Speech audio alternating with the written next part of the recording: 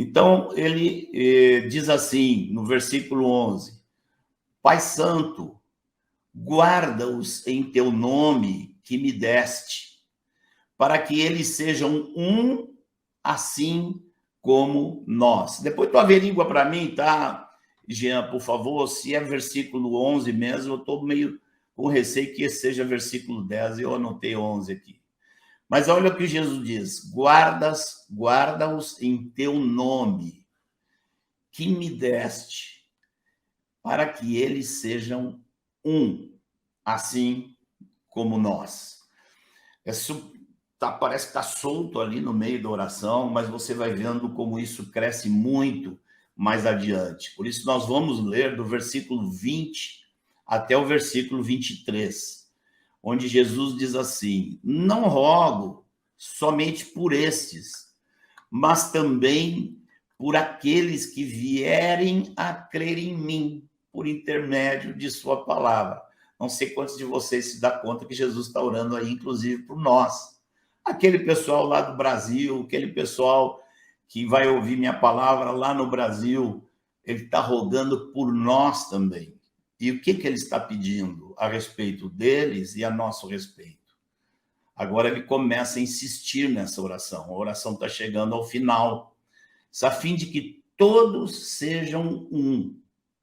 E como és tu, ó Pai, em mim, e eu em ti, também sejam eles em nós, para que o mundo creia que tu me enviaste. Olha só, Jesus está falando de uma unidade que o mundo pode ver, porque o mundo vai crer por aquilo que vê.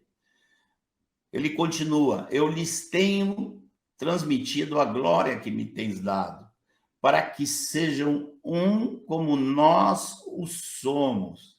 Olha a insistência dele. Uma unidade que espelhe a unidade entre Jesus e o Pai.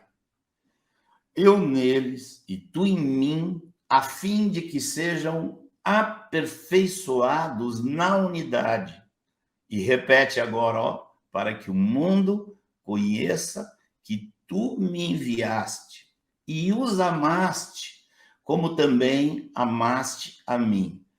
Então, qual é a melhor maneira que existe de mostrar ao mundo que o Pai nos ama, para que o mundo creia? Qual a melhor maneira? Jesus está descrevendo aqui, que nós sejamos um, como Ele e o Pai são um.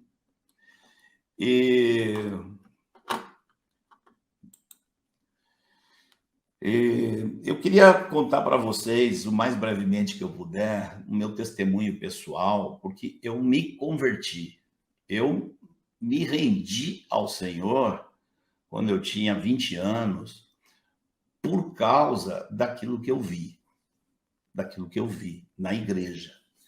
A vida toda eu tinha visto meu pai como pastor de uma denominação lá, e dentro de todo o espectro teológico da denominação.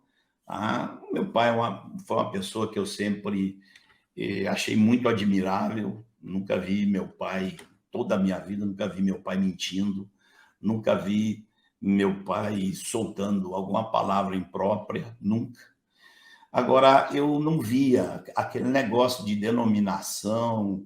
Eu me lembro que eu tinha uns 7 anos de idade, eu perguntei para ele, pai, por que nós somos metodistas? E na época ele era pastor metodista, né?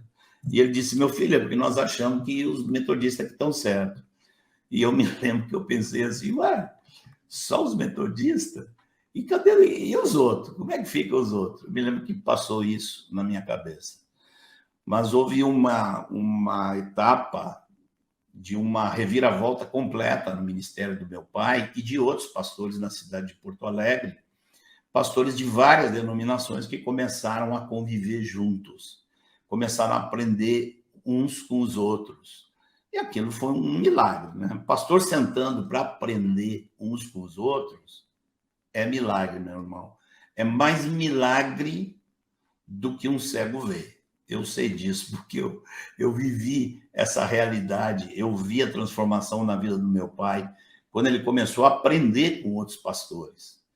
né? E eu vi o resultado daquilo no ministério deles. Então, já não era ministério do meu pai, não era ministério de fulano ou beltrano, era um ministério de Cristo na igreja, foi uma coisa espantosa.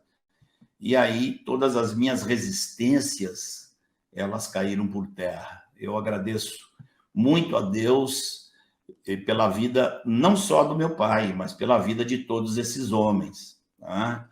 Eu me converti ali, eu vi eles sendo perseguidos nas denominações onde eles estavam, eu vi as dificuldades que tinha entre eles, era visível, imagina, cada um vinha de décadas de uma história de uma denominação.